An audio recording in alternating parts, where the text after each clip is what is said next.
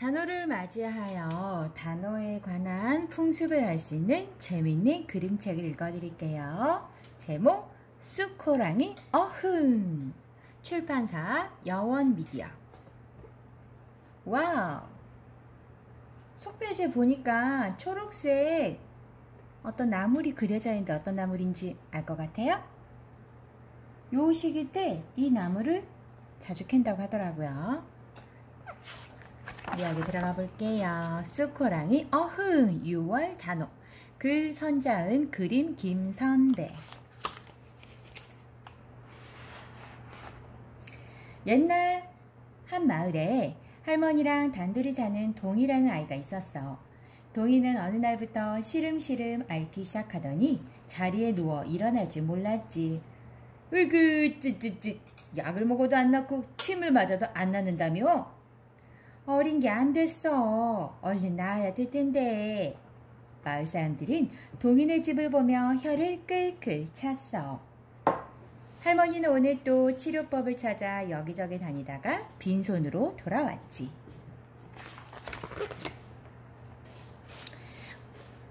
우리 동이 좋아하는 쑥 버무리 해줄까? 할머니는 동이가 좋아하는 쑥 버무리를 만들었어. 동이야, 이거 먹고 기운 차려라. 동이는 먹다 남은 떡을 조물조물 만지다가 무언가를 만들어냈지. 우와, 호랑이다. 작지만 그럴듯한 호랑이였어. 동이는 쑥호랑이라고 이름 붙였지. 동이야, 놀자. 날마다 친구들이 찾아왔지만 동이는 꿈쩍도 못하고 혼자 방에서 지냈어.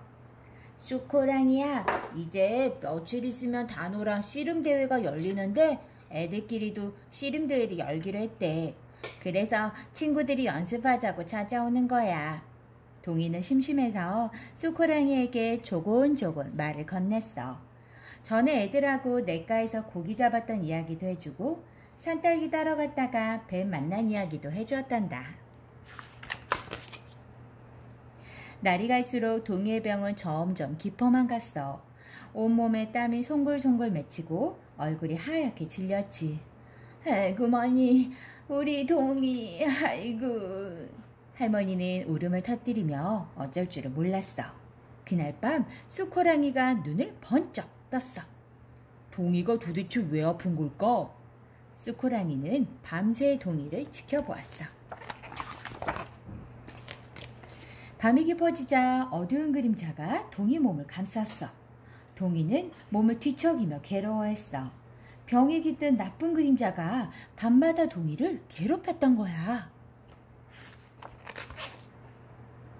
쑥호랑이가 몸을 들썩이며 제주를 넘자 커다란 호랑이로 변했어. 쑥호랑이는 마을 어귀로 공중공중 달렸어. 마을 어귀에 있는 장승은 무엇이든지 알고 있었거든. 쑥호랑이는 어느새 장승 앞에 다다랐어. 우리 동이를 구하고 싶어요. 그건 너만이 할 수 있다. 제가요? 어떻게 하면 되지요? 밤마다 물러서지 않고 그림자와 싸운다며 병을 물리칠 수 있느니라. 그날 밤 쑥호랑이는 그림자가 오길 기다렸어. 그아, 어흥! 쑥호랑이는 그림자와 싸우다가 다쳤지만 결코 물러서지 않았어. 동이는 열이 올라 몸이 불덩이가 되었어. 다음날 밤에도 쑥호랑이는 그림자에게 맞섰어. 그아, 어흥! 쑥호랑이와 그림자는 밤새도록 엎치락 뒤치락 싸웠지. 쌕쌕. 동이는 열이 내렸지만 아직도 숨이 가빴어. 단오 전날 밤 쑥호랑이는 마지막 힘을 다해 싸웠어. 그아, 어흥! 천둥처럼 큰 소리가 울려 퍼지더니 비바람이 몰아쳤어. 집채만큼 커진 쑥호랑이는 아주 작아진 그림자를 꿀꺽 삼켰지. 새근새근 동이의 숨소리가 편안해졌어. 단오날 아침을 언제 비가 왔냐는 듯 해가 반짝였어. 동이야, 놀자.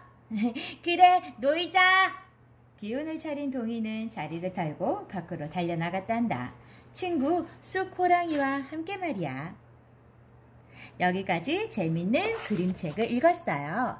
이제 우리 함께 쑥 호랑이는 무엇이었고 단어나 어떤 풍습을 또 단어의 유래는 어떻게 해서 단어가 우리가 지키게 되었는지 한번 알아보기로 해요. 자, 지금 눈에 보이는 거는 우리 현재 6월 달의 달력이에요. 달력에 보면 굵은 글씨로 숫자가 표시가 되어 있는 건 양력이라고 하고, 굵은 숫자 밑에 아주 조그만하게 연하게 쓰여 있는 작은 글자는 음력이라 그래요. 우리가 지금은 태양을 중심으로 양력의 달력을 쓰고 있지만 옛날 우리 조상들은 농사 지을 때 음력의 달력을 썼다 그래요. 그래서 단오는 음력으로 5월 5일인데요. 5월 5일이라는 날짜를 알아보니까 6월 21일이 하지 5월 1일이라고 음력이 조그맣게 써 있어요. 21일이 5월 1일이면 5월 1일, 2일, 3일, 4일, 5일, 음력 5월 5일은 양력으로 6월 25일이 단오날이 되는 거예요. 그러면 6월달 6월 이후부터 여름 날씨가 어땠는지 한번 살펴볼까요? 장마철이죠. 거의 단오 오늘 그 시기쯤 해서 비가 아주 많이 내리는 장마철이에요. 그러면서 장마철이 끝나면 엄청나게 더워져요. 이걸 우리가 세 글자로 무더위라고 하죠. 그리고 폭염이라고도 해요. 숨을 못 쉴 정도로 너무 뜨거운 날을 폭염이라고 하고요. 습도라고 해서 우리가 밖에 다녀도 끈적끈적하고 막 습기 차고 그런 아주 더운, 한마디로 더럽게 더운 그런 느낌을 갖게 되는데, 이 습도는 여름에 그 태평양 쪽 바다, 태평양 쪽 그 바다에서 몰려오는 바람이 짠 소금기를 가지고 그런 바람이 이 더위를 끌고 와서 우리나라에 습도가 가득 찬 여름이 돼요. 그리고 여름 거의 이제 끝자락에는 태풍이 오죠. 비바람이 몹시 부는. 그리고 너무 더우면 낮 동안 땅이나 아파트 벽이나 이런 게 더위로 막 데워져 가지고 밤에도 땅에서 열기가 막 올라와서 잠을 자기 힘든 열대야 현상이 일어나기도 해요. 자, 그래서 단오의 유래가 어떻게 되었냐면 우리나라의 명절 단오는요, 모내기와 보리배기가 끝나면서 농사일에 한숨을 돌리는 시기였대요. 그래서 우리나라 역사에서 가장 오래된 축제였고, 설날 한식과 더불어 우리나라 4대 명절 중 하나인 이날 음력 5월 5일 단오라고 불렀어요. 이쯤부터 비도 많이 오고 장마철이라고 했죠. 비가 오면서 나쁜 병들이 돌기 시작하고 날씨가 더워졌기 때문에 그거에 대한 예방책으로 여러 가지 단오의 풍습이 생겨나게 되었어요. 지금은 우리가 약도 많고요. 또 병원도 많고요. 우리가 또 의료보험 혜택으로 병원이라든가 약이라든가 이런 거를 아주 저렴하게 이용할 수가 있지만, 옛날에는 그런 게 흔하지 않았었기 때문에 우리가 자연에서 얻을 수 있는 여러 가지 방법으로 인해서 병도 예방하고 무더운 여름을 잘 날 수 있는 여러 가지 방법을 우리가 생각해서 조상님들의 지혜로 단오라는 명절을 통해서 예방을 했었던 거예요. 단오의 풍습에 대해서 알아볼까요? 자, 단오날, 특히 당일날 오전 11시에서 오후 1시 사이에는 약초를 캤었대요. 쑥과 익모초를 캤었는데요. 요 시간대가 약효 기능이 가장 활발할 때였고요. 익모초 즙이나 쑥 같은 경우에는 즙으로 해서 약으로 사용을 했었는데, 특히 쑥은 떡으로 만들어 먹기도 했었대요. 이 그림 기억나요? 아까 우리 쑥호랑이 읽었을 때 여기 속 표지에 있었던 이 그림이 바로 쑥이었어요. 자, 그럼 쑥떡을 만들어서 아까 동이가 그렸었던 것처럼 호랑이 모양으로 만들어서 대문 앞에 걸어두기도 했었대요. 우리 조상들은 호랑이를 용맹하다고 좋아했었는데, 호랑이가 나쁜 일들을 물리쳐주고 쑥에 대한 향이 귀신이 또 잡귀가 집안에 들어온 걸 막을 수 있다고 믿어서 호랑이, 쑥호랑이로 문에다가 매달거나 또는 어른들이 허리춤에 매달고 다니는 그런 풍습도 있었다고 해요. 대추나무 시집보내기라고 해서 대추나무 열매는 가을에 열리잖아요. 그래서 대추나무 가지 사이에 둥근 돌을 이렇게 끼워놔서 이 돌을 끼워놓게 되면 대추나무 어린 나무가지를 벌려줘서 바람도 잘 통하고 햇빛도 골고루 받을 수 있어서 가을에는 대추가 주렁주렁 열릴 수 있게 되었대요. 그래서 대추가 주렁주렁 열리기 위해서 미리 이렇게 대추나무 시집 보내기라는 재미있는 말을 하면서 돌을 끼워놓는 풍습도 있었다고 해요. 그 다음에 단오를 나눠주는 풍습이 있었어요. 무더운 여름 잘 보내거라 하면서 임금님이 신하에게 부채를 나눠줬는데 이 월을 세 글자로 단오선이라고 했어요. 근데 이 부채는요, 젊은 사람과 어른들이 들고 다니는 색깔이 달랐대요. 젊은 사람 같은 경우에는 푸른색 빛깔이 도는 부채를 줬고요.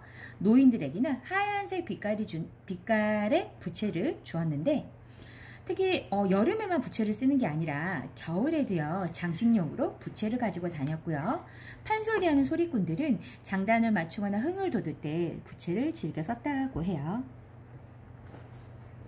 아이들을 위한 축제 때 행사가 팔찌 만들기였어요. 장명루 팔찌라고 하는데 빨강, 노랑, 파랑, 검정, 흰색 이렇게 5가지 색실로 꼬아가지고 팔찌를 만들어줬었고 이게 아이들의 건강을 기원했다고 해요. 우리 6월 25일 날 단오날이 되면 뭐 털실이라든가 그런 굵은 실 가지고 한번 이렇게 아이들과 집안에서 장면도 팔찌 만들어 보는 건 어떨까 생각이 들어요. 자, 그 다음에 축제니까 먹거리 행사도 빠질 수 없겠죠. 가장 유명한 거는 수리치떡과 쑥버무리예요.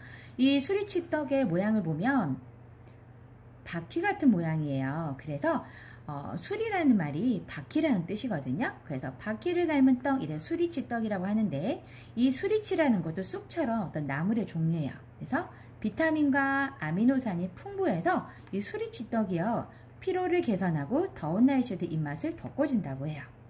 쑥 버무리는 말 그대로 쑥이랑 쌀가루를 가지고 버물버물해서 떡을 만든 거예요. 쑥의 효능은 소염, 염증을 낮춰주고요. 항균 작용이 뛰어나서 여름엔 음식이 많이 상하잖아요. 그래서 설사나 배탈에 아주 효과적인 쑥을 가지고 쑥 버무리 떡을 만들었다라고 해요.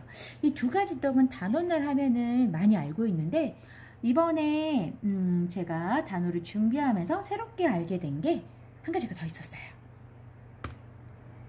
짜잔! 뭘까요? 빨간 열매예요. 요 6월 달에 그 나무에서 제가 이거를 막 따서 먹었던 기억이 있거든요. 앵두화채. 앵두는 땀이 나서 피부가 거칠어졌을 때 효과가 좋다라고 해요. 앵두를 화채로 만들어서 또 시원하고 달콤하게 먹었다고 해요. 축제, 단오 때 먹는 먹거리 3가지 기억했으면 좋겠어요. 창포물로 머리를 감았대요. 창포물 잎과 줄기를 가지고 뜨거운 물에 삶아서 머리를 감으며 잡기를 쫓아준다라는 믿음이 있었는데 이 창포물이 실제로 머리털이 휘어지지 않게 해준대요. 그래서 머리카락이 좀 흰머리가 나시는 우리 어르신들 창포물로 머리 감아도 좋을 것 같죠? 머리털이 휘어지지 않을 뿐만 아니라 머리카락이 잘 빠지지도 않는다고 해요. 실제로 그런 효과가 있다라고 해요. 또 창포 뿌리 향으로 인해 머리도 시원하면서 은은한 향의 효과가 난다라고 해요. 쑥이라든가 창포라든가 이런 향을 우리 조상들은 좋아했는데 옛날부터 도깨비라든가 귀신들은 이런 향을 싫어한다라는 믿음이 있어서 창포물 머리 감기를 했었대요. 창포 뿌리를 다듬어 가지고 비녀를 만들기도 했었대요. 역시나 창포 뿌리에서 나는 그 향으로 인해서 머리에 이렇게 비녀를 꽂게 되면은 벌레도 잘 안 오고요. 굉장히 좋았다고 해요. 하지만 식물이었기 때문에 이거는 점점 썩겠죠. 창포 뿌리로 만든 비녀는 단오날 그날 하루만 머리에 하고 다녔다라고 해요. 자, 그러면 우리의 단오 풍경을 잘 보여주는 풍속화를 한번 알아보기로 해요. 너무나도 유명하죠. 김홍도의 씨름도예요. 이 씨름도가 단오날의 풍경을 그린 그림이라고 해요. 그래서 여기 보면 이렇게 부채를 들고 있는 사람들이 보이죠. 자, 이렇게 단오날의 풍경을 보니까 풍속화 읽기. 그래서 제가 이제 단오날 워크시트에 이거를 조금 넣었는데 여기서 잠깐 설명을 해드리면은 여기 군중들 이렇게 보게 되면은요, 사실 양반과 평민으로 팀이 나눠지게 돼요. 그런 점도 재밌고요. 보게 되면 여기 사람들 중에서 이 사람을 보면은요, 누워 있어요. 다들 앉아 있는데 씨름을 구경한 지 되게 오래됐나 봐요. 아마 일찍 온 사람이나 그래서 피곤했는지 옆으로 기대어 누워있는 장면이 참 재미있고요. 이때 당시에 우리가 지금 어린이들을 굉장히 우대해줘서 뭔가를 구경을 한다거나 하면 키가 작은 아이들을 맨 앞으로 자리에 앉혀주고 하는데, 이때는 어린이들 이렇게 우대하는 게 아니었기 때문에 어른들 앞에 나설 수가 없었어요. 그래서 어린이들은 이렇게 상투를 든 어른들 뒤쪽에 앉아 있고요. 그 중에 이 아이는 쭈그려 앉아 있어서 발이 아팠나 봐요. 발을 주무르는 모습도 무척 재미있죠. 자, 두 번째 그림은 신윤복의 단오풍정이라는 그림이에요. 역시나 단오날 그네를 타기도 하고 머리도 감고 목욕도 하는 장면이 있죠. 여기 보시면 젊은 중들이 몰래 옷을 벗은 여자들 훔쳐보는 그림이 너무나도 재미있죠. 신윤복하고 그 김홍도는요, 같은 시대를 살았다라고 해요. 그런데 김홍도는 신윤복 아버지의 친구였다고 해요. 그래서 신윤복은 처음에는 김홍도의 그림을 많이 따라 그렸다라고 해요. 그리고 조금 더 알려주고 싶은 건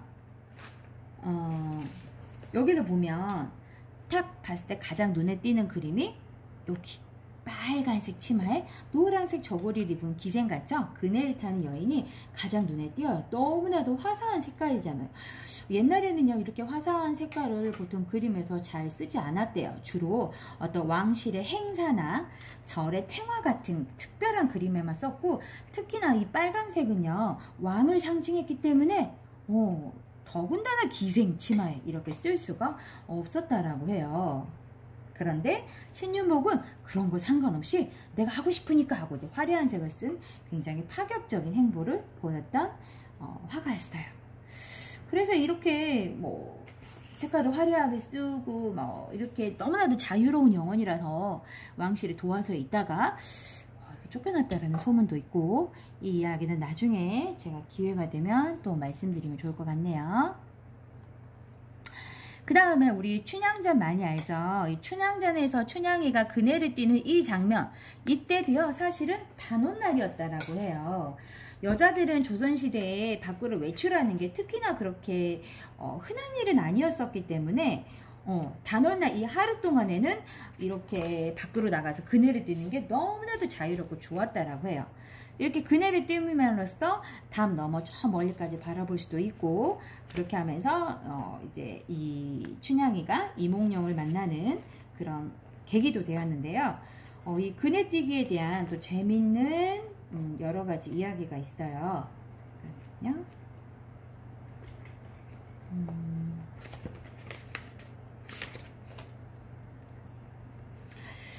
경상북도 지역에서는요, 단오를 며느리날이라고 불렀다고도 해요. 왜냐하면 며느리도 하루 종일 그네를 타면 놀아도 되는 날이라고 해서 며느리날이라고 불렀고, 강릉 지역에서는요, 과부 시집가는 날이라고도 불렀대요. 과부는 남편이 없는 그런 여인인데, 이날만큼은 밖으로 외출도 이렇게 할 수 있고 축제를 즐기면서 그네를 탈 수 있었기 때문에 아마 그렇게 하면서 뭐 또 젊은 또 다른 남자와 이렇게 연애할 수도 있고, 그래서 아마 과부 시집가는 날이라고 하지 않았을까라는 생각이 들고, 또는 아까 그 수리치떡 생각하면 수린날이라고 하기도 하고, 또 미나리 환갑날이라고도 한대요. 이거는 경기도 쪽에서 주로 하는 말인데, 단오날에는 생선을 사 먹는 풍습이 있었는데, 이 무렵이 되면 미나리가 너무 억세서 먹을 수가 없었기 때문에 이날 마지막으로 미나리와 조기를 넣고 끓여 먹은 데서 미나리 환갑날이라는 이름이 유래했대요. 강원도 지역에서는요, 소 시집가는 날이라고 불렀대요. 좋은 풀을 베어다가 소에게 먹이고 소의 코를 뚫는 날이라고 해서 그렇게 불렀다라고 해요. 참 너무나도 즐거운 그날 하루, 단오날 축제만큼 여러 가지 이름으로 또 불려지기도 했어요. 미나리 환갑날, 수리날, 중오절이라고 부르기도 했고 천중절이라고 부르기도 했고 소시집가는 날이라고 부르기도 했어요. 자, 여기까지 단어에 대해서 알아보았습니다. 우리 세티 친구들 워크시트로 또 즐겁게 활동해 보세요.